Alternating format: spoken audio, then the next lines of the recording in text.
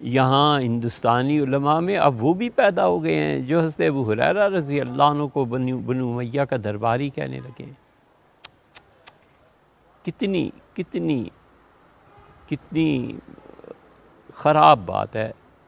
علماء کو چاہیے کہ ٹھنڈے دل سے سوچیں کہ کہاں جا رہے ہیں وہ لوگ۔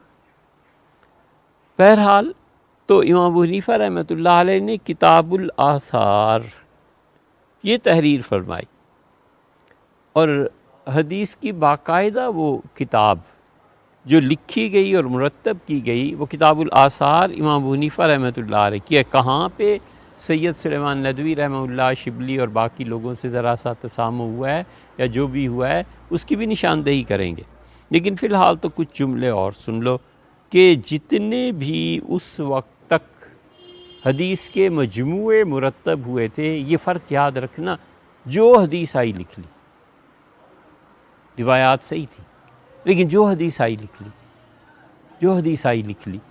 مثلا نماز ہے، باب تو قائم نہیں تھے نا، نماز کے بعد حج کی حدیث مل جائے گی، حج کے بعد زکوٰۃ کی، زکوٰۃ کے بعد دیکھو تو قتل کی حدیث، ایسی۔ یہ پہلا آدمی جس کا دماغ اتنا اونچا تھا کہ اس نے باقاعدہ ابواب باندھے، وہ امام ابو حنیفہ رحمۃ اللہ علیہ تھے۔ امام شعبی نے بعض مضامین کے احادیث ایک باب کے تحت لکھی تھیں، لیکن وہ کوشش تھی ان کی، شعبی رحمۃ اللہ علیہ کی، اور شعبی رحمۃ اللہ علیہ نے لکھا ہے کہ باب من الطلاق، طلاق کے باب سے آگے وہ نہیں بڑھ سکے، اور باب جس معنی میں لفظ کتاب استعمال کیا جاتا ہے، ان احادیث کو ان کتب اور ابواب پر مرتب کرنے کا کام سب سے پہلے امام ابو حنیفہ رحمۃ اللہ کیا۔ تم ساری کتابیں اس دور کی دیکھو، اور اگر ہماری یہ بات غلط ثابت ہو جائے تو کہنا جو چور کی سزا۔ سب سے پہلا شخص جس نے ابواب کی طرز پہ یہ دماغ تھا۔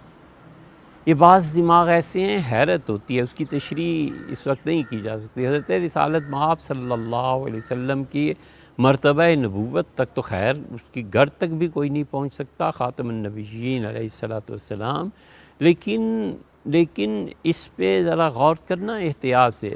حضرت رسالت پناہ صلی اللہ علیہ وسلم کی سوچ قانونی اعتبار سے، سیدنا عمر، علی اور ابو حنیفہ رحمہم اللہ جیسے سوچ کے اعتبار سے یہ ایک ہی ڈھانچہ ہے۔ جن قانونی نکات کو رسول اللہ صلی اللہ علیہ وسلم طے فرماتے ہیں، پھر وہی عمر رضی اللہ عنہ، پھر علی رضی اللہ عنہ، پھر امام ابو حنیفہ رحمۃ اللہ علیہ اپنے اپنے زمانے کے بدلتے ہوئے حالات پہ اسی سانچے میں ڈھلی ہوئی بات کرتے ہیں۔ یہ بہت بڑی بات ہے، لیکن کبھی اس پہ غور کرنا۔ بڑے بڑے دماغ عجیب ہیں۔ یہ کاسانی بدائع الصنائع، اس کو پڑھیں، غالباً پورے حنفی فقہ میں دوسری کتاب نہیں ملے گی کاسانی جیسے ان کے دماغ میں اس وقت کمپیوٹر لگا ہوا ہو۔ یہی امام ابو حنیفہ رحمۃ اللہ علیہ کا تھا۔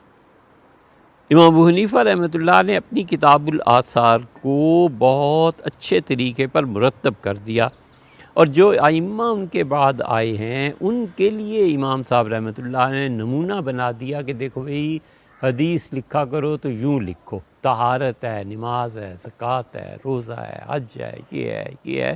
امام صاحب رحمۃ اللہ نے جو کتاب الآثار میں طریقہ اختیار فرمایا ہے، شعبی نے کیا تھا لیکن شعبی رحمۃ اللہ علیہ مکمل نہیں کر سکے۔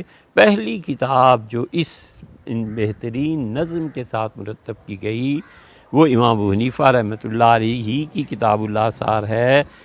اسی لیے حافظ مغلطائی رحمۃ اللہ کا اول من صنفا، یہ تنویر الحوالق جو موطا کی شرح ہے سیوطی نے لکھی ہے رحمہ اللہ، وہاں مل جائے گا یہ جملہ کہ حافظ مغلطائی رحمۃ اللہ نے کہا کہ سب سے پہلے جس نے صحیح ترین کتاب ابواب کے متعلق لکھی ہے وہ امام مالک رحمۃ اللہ ہے۔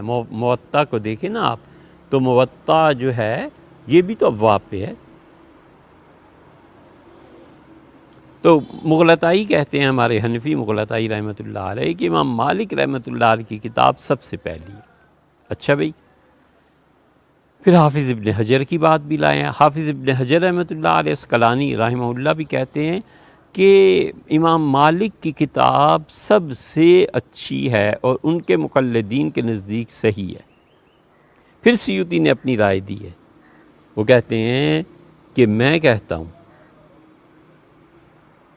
کہ موطا میں مراسیل بھی ہیں اور مرسل روایت حجت ہوتی ہے، اور حق یہ ہے کہ موطا ہی کو صحیح کہا جائے۔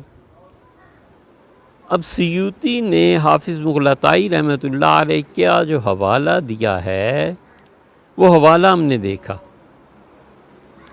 توضیح الافکار، اس میں دیکھنا یہ انہوں نے کیا دعویٰ کیا ہے۔ محمد امیر یمانی رحمۃ اللہ علیہ وہ کہتے ہیں سب سے پہلے جو چیز صحیح جمع کی گئی ہے وہ بخاری ہے۔ سیوطی موطا کو کہتے ہیں، امیر یمانی بخاری شریف کو کہتے ہیں، اور ہم جیسے نالائق بالکل ہی علم سے کورے ہم امام ابو حنیفہ کو کہتے ہیں رحمہ اللہ۔ حافظ مغلطائی رحمۃ اللہ علیہ اولیت امام مالک رحمۃ اللہ علیہ کو کہہ رہے ہیں نا، لیکن سیوطی اس جگہ تو یہ لکھ گئے ہیں، انہوں نے ایک اور کتاب لکھی ہے تبییض الصحیفہ فی مناقب الامام ابی حنیفہ رحمہ اللہ۔ تبییض الصحیفہ میں کہتے ہیں کہ امام ابو حنیفہ رحمۃ اللہ خصوصیات گنوائی ہیں کہ امام ابو حنیفہ رحمۃ اللہ علیہ کی خصوصیت کیا کیا، اور زبردست بات وہاں لکھی ہے، پڑھ کے جی خوش ہوا۔ فرماتے ہیں امام ابو حنیفہ رحمۃ اللہ علیہ کی انفرادیت کو دیکھنا چاہو تو انفرد بہا انہ اول من دون علم الشریعہ ورتبہ ابوابا، سب سے پہلے شریعت میں جس شخص نے شریعت کے علم کو ابواب کی ترتیب پر مدون کیا ہے، تدوین دی ہے اس کو، سب سے پہلے آدمی امام ابو حنیفہ رحمۃ اللہ علیہ ہیں، اور اس معاملے میں وہ پوری امت میں امتیازی حیثیت رکھتے ہیں کہ ان سے پہلے کسی نے بھی اس طرح چیپٹر وائز، اس طرح ابواب کی حیثیت سے کسی نے کام نہیں کیا۔ اور مزے کی بات آگے بھی دیکھو، یہ موطا کا سب کہہ رہے ہیں نا، یہ سید سلیمان ندوی رحمۃ اللہ علیہ بھی موطا وغیرہ کے لیے لکھتے ہیں، ثم تبعہ مالک ابن انس، پھر امام ابو حنیفہ رحمۃ اللہ علیہ کی پیروی کی ہے حضرت امام مالک رحمۃ اللہ علیہ نے جب وہ اپنی موطا لکھ رہے تھے۔ ولم یسبق ابا حنیفہ احد، اور امام ابو حنیفہ رحمۃ اللہ علیہ سے پہلے کسی نے یہ کام نہیں کیا، وہ پہلا شخص ہے جس نے امت میں احادیث کو مرتب کیا، اور اس کی تقلید کی امام مالک رحمۃ اللہ علیہ نے بھی۔ اب سمجھے، سید سلیمان ندوی رحمۃ اللہ جو حیات مالک لکھی ہے نا، انہوں نے موطا کو پہلی کتاب گنا ہے، اور یہ جو ہیں امیر یمانی انہوں نے بخاری کو گنا ہے۔ ہم جو کہتے ہیں کہ کتاب الآثار ہے تو ہمارے پیچھے بھی تو کوئی دلیل میں ہے نا۔ امام ابو حنیفہ رحمۃ اللہ علیہ کی تصنیف سے امام مالک رحمۃ اللہ نے فائدہ اٹھایا ہے، سمجھے؟ اسی لیے تمہیں بہت واضح طور پر اقوام المسالک فی بحث روایہ مالک عن ابی حنیفہ و روایت ابی حنیفہ عن مالک، یہ کوثری رحمۃ اللہ نے لکھا ہے، وہ بحث کرتے ہیں اس پہ کہ امام ابو حنیفہ نے امام مالک سے روایت کی اور امام مالک نے ابو حنیفہ سے، رحمہ اللہ۔ اس میں کوئی حرج نہیں ہے، کیونکہ چھوٹے بڑوں سے اور بڑے چھوٹوں سے روایات کیا ہی کرتے ہیں، وہ کوئی مسئلہ نہیں، لیکن انہوں نے صحیح سند سے نقل کیا۔ امام مالک رحمۃ اللہ علیہ کے شاگرد کہتے ہیں کہ امام مالک رحمۃ اللہ علیہ امام ابو حنیفہ رحمۃ اللہ کی کتابوں کا نہ صرف مطالعہ کرتے تھے بلکہ ان سے فائدہ بھی اٹھاتے تھے، سمجھے؟ امام مالک رحمۃ اللہ علیہ ان کی کتابوں سے فائدہ بھی اٹھاتے تھے۔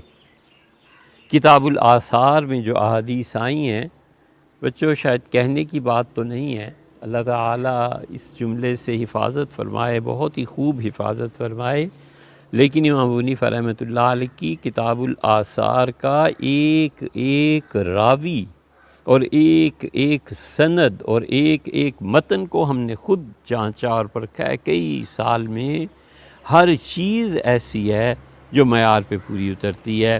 حافظ مغل عطائی اور حافظ سیوطی کے نزدیک موطا جو قرار پاتی ہے اس سے بلند تر معیار کتاب الآثار میں امام ابو حنیفہ رحمۃ اللہ علیہ کا ہے. مرنا ہے اور اللہ کو جواب دینا ہے. موطا کو کتاب الآثار سے کوئی نسبت نہیں ہے. ایسی ہی نسبت کر لو جیسے بخاری اور مسلم کا ہے، لیکن بخاری بخاری ہیں، مسلم مسلم ہے.